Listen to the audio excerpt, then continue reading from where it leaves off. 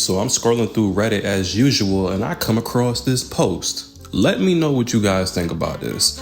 So this is in the California Guns Subreddit. It says, is it even legal for a landlord to force me to register my firearms with them? It reads, all firearms in the possession of the tenant, tenant's occupants or tenant subtenants, if any, or any invitee, guest, or family member of the tenant, tenant's occupants or tenant subtenants, if any, must be licensed in accordance with state, federal, and local laws, and must be registered with the landlord and or the landlord's agent by providing written notification and proof of compliance with these requirements to the landlord and or the landlord's agent immediately.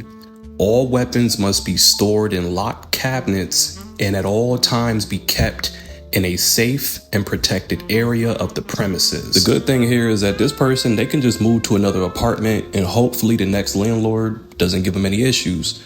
Or if they decide to stay at this apartment, now they have to weigh their options here. Either they don't tell the landlord that they don't have any firearms even though they do, and they risk violating the lease if they're found out to have these firearms, or they do let the landlord know, but now if that information gets into the wrong hands, somebody could rob this guy. You know, let's say it's somebody that works in a leasing office. They have this information on who has what. And hey, man, that person could rob you. So this is really a dicey situation. Let me know what you guys think about this.